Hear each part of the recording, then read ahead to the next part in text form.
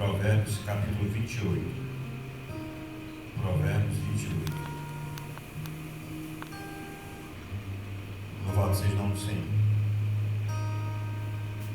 Provérbios capítulo 28. Nós estamos no culto de oração, né? E esse culto é voltado para esse momento. E sempre que nós trazemos uma palavra, a gente traz uma palavra que faça menção, né, de algo relacionado à oração. Bom, vamos ler o que está escrito em Provérbios capítulo 28. Deixe-me só procurar aqui o versículo 13. Provérbios 28, 13. Amém? Provérbios capítulo 28, versículo 13. Preste atenção, porque isso aqui é muito importante para o nosso aprendizado. Diz assim: o que encobre as suas transgressões nunca prosperará. O que encobre as suas transgressões nunca prosperará. Ou seja, aquele que não confessa os seus pecados, aquele que não admite os seus pecados, e muito mais do que confessá-los, do que admiti-los, é importante deixar, abandonar esse pecado ou se esforçar para abandoná-lo. E o que essa palavra, pastor, tem a ver com a oração? O que essa palavra tem a ver com a oração? O texto diz aqui que o que encobre as suas transgressões nunca prosperará. E nós sabemos que a prosperidade cristã, ela é vida abundante em todos os aspectos. Não somente no aspecto físico, de você receber uma cura física, uma restauração da sua saúde, mas de ter uma vida equilibrada, uma vida emocional, uma vida relacional, de você de repente ter uma fonte de renda, enfim, tudo aquilo que nos envolve, tudo aquilo que é concernente à nossa existência, o nosso viver, é prosperidade, se assim nós vivemos bem. Não está relacionado somente a dinheiro, a condição financeira, também está relacionado à condição financeira. Olha o quanto que, não o pecado, mas a falta de confissão do pecado, porque a nossa natureza é pecaminosa, a nossa natureza adâmica e carnal, ela é pecaminosa. Deus sabe disso, que a nossa natureza é pecaminosa. Nós não nos tornamos pecadores porque cometemos pecado. Nós cometemos pecado porque somos pecadores. Então Deus sabe disso, e muito mais do que essa condição de estar como pecador, de ser pecador por natureza, o Senhor Deus sabe de comportamento, de atitudes, ou até mesmo de omissão da nossa parte, que reflete em desobediência à sua palavra, reflete em desobediência ao próprio Deus. Nós nunca vamos pecar diretamente contra qualquer pessoa, contra qualquer situação. Nós vamos pecar diretamente contra Deus. Todo pecado é contra Deus. Viu o estrago que Davi fez na família de Urias? Viu o estrago que ele fez na sua própria família ao se envolver com Batseba? Veja o que aconteceu com o próprio Urias, que morreu no combate, não somente ele, mas alguns homens que estavam em volta dele, só por conta do ato de adultério de Davi. E depois, como consequência disso, o que aconteceu na família dele? Davi deveria sair pedindo perdão para cada uma daquelas pessoas, primeiro dos familiares daqueles homens que morreram no combate, porque a culpa daqueles homens terem morrido no combate foi exatamente de Davi, que ele disse que falou para Joabe que quando Urias estivesse no campo de batalha, que os homens se afastassem dele para que Urias morresse no campo de batalha. E assim aconteceu. Tinha alguns homens perto de Urias lutando com ele na batalha, mas a maioria dos homens saíram e eles ficaram vulneráveis no combate e acabaram morrendo, Urias e outros homens. Então Davi deveria chegar para os familiares daqueles que morreram, deveria chegar para a própria Batseba, pedir perdão para ela, dizer: olha, eu cometi um pecado contra você, eu cometi um pecado contra a sua família, eu cometi um pecado contra a família dos outros, e chegar para os filhos: meus filhos, eu desonrei o nome da nossa família, e pedir perdão para os filhos. Mas Davi pode até ter feito isso, mas o registro do pedido de perdão de Davi é bem interessante, bem intrigante, que está lá no Salmo 51, que ele diz: pequei contra ti somente pequei. Se nós colocarmos isso no nosso coração, que o pecado que nós cometemos é um pecado cometido diretamente contra Deus, a nossa inclinação para pecar, ela mudaria bastante. Então, todo pecado nosso, ele é cometido diretamente contra Deus, indiretamente contra pessoas ou contra situações. Como assim, pastor, contra situações? Porque a gente sabe que hoje nós temos leis ambientais, e quando nós infringimos algumas dessas leis ambientais, nós estamos cometendo um pecado, porque quando Deus criou o homem lá no paraíso, colocou ele para administrar. E quando nós degradamos o meio ambiente, nós estamos cometendo um pecado. Se Deus nos colocou para nós administrarmos, não é, o meio ambiente, nós vamos destruir, nós estamos cometendo um pecado, muito mais do que um crime, não é? Muito mais do que um crime, nós estamos cometendo um pecado. Mas ainda assim, esse pecado não é contra o meio ambiente, diretamente é um pecado contra Deus. Ponto. Isso nós precisamos fixar na nossa mente, no nosso coração, que todo pecado que nós cometemos é pecado contra Deus. E é por isso que Davi, né, era homem segundo o coração de Deus. Eu acho que primeiro por conta da sinceridade que ele tinha naquilo que ele conversava com Deus. Segundo, pelo desejo que ele tinha de poder acertar apesar dos seus erros, né? Porque Davi, né, nós até outro dia vimos um sermão sobre isso, né? Ele errou somente naquela situação, mas foi um homem que andou nos caminhos do Senhor, foi um homem que se esforçou para viver conforme a palavra do nosso Deus. Então, o livro de Provérbios hoje está dizendo para nós: o que encobre as suas transgressões nunca prosperará. O texto não está dizendo talvez prospere, aquilo lá, numa coisa e outra vai dar certo, mas em outras coisas dá errado. Não, o texto está dizendo que é nunca prosperar. E nunca prosperar, nós sabemos que nunca é nunca, né? Ou seja, de jeito nenhum vai prosperar. Então, existem situações que nós estamos vivenciando que parecem prosperidade, se estamos em pecado. Se estamos cometendo pecado e estamos vivendo alguma aparente prosperidade, algum aparente avanço na nossa vida pessoal, é ledo engano, porque isso não é prosperidade até que nós confessemos os nossos pecados. E muito mais do que isso, porque o texto diz: o que encobre as suas transgressões nunca prosperará, mas o que as confessa, não é? Mas o que as confessa e deixa, alcançará misericórdia. Ou seja, confessar e deixar, confessar e abandonar. Porque às vezes nós falamos de algo para Deus que está errado, nós confessamos diante do Senhor, até mesmo dentro de oração, mas estamos com a inclinação para fazer de novo e acabamos fazendo de novo. E assim, o segredo não é nós cometermos o pecado, ou sentirmos o desejo de cometer o pecado. Ainda que esse desejo venha, essa vontade de cometer pecado, porque a nossa natureza é pecadora, é nós não cometermos.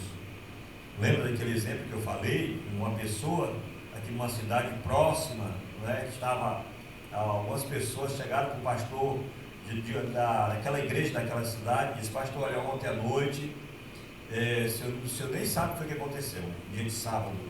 O que foi que aconteceu? Não é que os jovens da sua igreja, eu via eles passando de vez em quando de moto na frente da festa, doido para entrar na festa lá. A gente sabia que eles estavam doidos para entrar. E aí o pastor olhou para eles e disse: olha, eles estavam com vontade de entrar, mas não entraram. Então o Senhor conhece a nossa natureza, essa nossa inclinação de querer sempre cometer o pecado, de querer sempre transgredir. Mas o que o Senhor desconhece Ele nos dá a oportunidade de confessarmos os nossos pecados e abandonarmos, e nós não fazemos. Então, isso atrapalha a nossa vida em tudo. E principalmente na nossa relação com Deus. Não somente causa danos em todas as áreas das nossas vidas, mas também na nossa relação com o próprio Deus. Isaías capítulo 59, me falta agora o versículo, mas você procura lá, me parece que é os primeiros versículos, diz que os nossos pecados fazem separação entre nós e o nosso Deus. Por que estou falando isso num culto de oração? Porque não adianta eu, pastor, orar aqui por qualquer pedido de uma pessoa, que essa pessoa, principalmente que conhece a Cristo, no caso daqueles que não conhecem o Senhor, que não têm aliança com o Senhor, eu compreendo e entendo que o Senhor em muitos aspectos vai corresponder a essa oração e vai manifestar o seu poder, o seu milagre. Mas aquela pessoa que conhece o Senhor, que tem aliança com Deus, que está em pecado, que vem aqui à frente, pastor, faça uma oração por minha vida, ou eu vou visitar ela na casa dela, pastor, olhe por essa área da minha vida, e eu vou lá orar, não vai passar de palavras lançadas ao vento, palavras lançadas ao ar, porque esta oração não vai funcionar. Ainda que eu esteja com uma vida casta diante do Senhor, ainda que eu tenha fé tal de transportar os montes, mas a minha oração não vai passar do teto. Pode chamar quem for para fazer oração para uma pessoa que está com a vida mergulhada no pecado e que não quer abandonar, a oração não vai funcionar. Você lembra do episódio que aconteceu entre Balaque e Balaão? Quando Balaque percebeu que o povo de Deus vinha vindo pelas campinas, e ele com medo de que Balaque era o rei dos Moabitas, e ele com medo de perder a guerra, está lá em Números, esqueci agora o capítulo, o endereço, mas Balaque com medo do povo de Deus, presta atenção, o povo de Israel, quem é que ele chama? Ele chama de Balaão, profetizar contra o povo de Deus. E ele diz, olha, eu sei que aquele que tu abençoar é abençoado, e eu sei que aquele que tu amaldiçoar é amaldiçoado. Então Balaque tinha certeza que Balaão era um profeta do Senhor. Ele já tinha visto vários exemplos, porque eu falei para vocês já que o profeta é aquele que representa Deus diante do povo. O sacerdote é aquele que representa o povo diante de Deus. Mas o profeta é aquele que representa o próprio Deus diante do povo. E o que o profeta fala, está falado. Dependendo do caso, está falido. Né? Quando o profeta fala. Então, conhecendo essa natureza do profeta, né, o ministério profético, Balaque chama Balaão e diz, olha, a maldição do povo está vindo lá, uma multidão está vindo do Egito e coisa e tal, eles estão vindo como gado que sai comendo capim, que lambe com a língua ali, limpa tudo, eles estão vindo devastando tudo. Vem e profetiza, mandou enviares e prometeu mundos e fundos para Balaão, e Balaão foi conversar com Deus, e Deus disse não, mas e ele ficou ali insistindo. Depois ele mandou os emissários voltar lá para Balaque, né? Balaão mandou os emissários de Balaque voltar lá e disse, olha, não dá certo e tal. E ele insistiu, e Deus disse, vai com ele. E Balaão, pois vai com esse povo que vê os emissários de Balaque. E Balaão caiu na besteira de ir, Deus se irou. Deus se irou com aquela situação, ele vinha montado na jumenta dele, que já tinha costume de andar naquele animal. Quando pensa que não, o anjo aparece na frente da jumenta, e a jumenta veio. E a jumenta refuga, né, e para ali, não quer andar, e ele dá pancada na jumenta, e ela vai pelo outro lado, e toca a jumenta para ir para o outro lado, chega lá, o anjo está lá na frente de novo, e pancada na jumenta para a jumenta andar, a jumenta não vai para frente, e vai para outro lugar, passa num lugar estreitinho, quando tem uma rocha lá, e o anjo aparece de novo na frente da jumenta, e a jumenta só, a jumenta que estava vendo. Eu sei que ela imprensa a perna do pé do Balaão, do profeta Balaão, na parede, né, na rocha lá, e ele que se zanga, bate nela, né? A jumenta se abaixa, não sai dali para lugar nenhum, e começa, aí Deus bota a palavra na boca da jumenta. Se eu não estou contigo há tanto tempo, por que tu está me espancando por 3 vezes e tal? Não sei o que, estava comigo mesmo, mas se eu tivesse uma espada aqui, eu fazia era te matar. Aí Deus mostra o anjo para Balaão. Vixe, quando Deus mostra o anjo para Balaão, aí a história muda. A história muda, por várias vezes, Balaque tenta pedir com que Balaão profetize a favor dele contra o povo de Deus. E aí Deus diz através de Balaão, olha, ninguém pode amaldiçoar quem Deus abençoou. Ninguém pode amaldiçoar quem Deus abençoa. Aquele povo é um povo bendito. Então, quer dizer, o profeta se levantou para fazer uma oração em favor de um camarada lá que não deu certo. Por quê? Porque estava em pecado. Você está conseguindo compreender? Porque nem sempre a oração do pastor vai funcionar na vida de ninguém. Porque nem sempre a sua oração não vai funcionar na vida de ninguém. Nem tanto pela sua condição, pela condição da pessoa. E repito, se for uma pessoa que conhece o Senhor. Porque aquela que não conhece o Senhor, eu acredito que a misericórdia do Senhor prevalece, e Deus é capaz até de curar o câncer do ímpio, fazer qualquer favor na vida do ímpio, mas na vida daquele que teme ao Senhor, que está no caminho do Senhor, dificilmente. É necessário que nós, para que tenhamos uma oração eficiente, confessemos os nossos pecados e abandonemos os nossos pecados. Porque os nossos pecados fazem separação entre nós e o nosso Deus. E se faz separação entre nós e o nosso Deus, e que não nos deixa prosperar, então a nossa oração não vai passar do teto. Você está conversando com Deus, mas se você não confessar pecado, e você não abandonar o pecado, parece que você está prosperando, parece que as coisas estão caminhando bem na sua vida, talvez até seja um engano de Satanás na sua vida, mas não está nada certo. Mais cedo ou mais tarde, principalmente você que serve ao Senhor, mais cedo ou mais tarde o preço vem, a cobrança virá. Então, para que nós tenhamos uma oração eficiente, é preciso que nós confessemos os nossos pecados. Até mesmo enfermidades nos acometem por meio de pecado.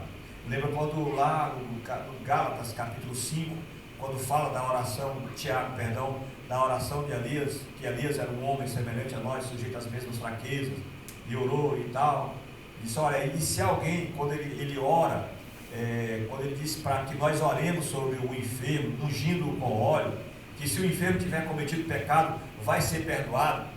Nós entendemos com isso que tem enfermidades em nós, espírito de enfermidade em nós, que são por conta do pecado, ou em outras pessoas, que é por conta do pecado. Lembra daquela mulher que estava há 38 anos encurvada, e que a Bíblia diz que ela sofria de um espírito de enfermidade? Não era uma patologia por conta da nossa biologia, não era uma doença por conta das consequências dessa vida, uma coisa ou outra, questões genéticas, não eram questões genéticas, era uma questão espiritual. Tem doenças que é questão espiritual e por causa do pecado. Então, como é que eu vou orar para que uma enfermidade, determinada enfermidade, seja curada, se o problema daquela enfermidade é só simplesmente a falta de confissão e a falta de abandono daquele pecado? Como?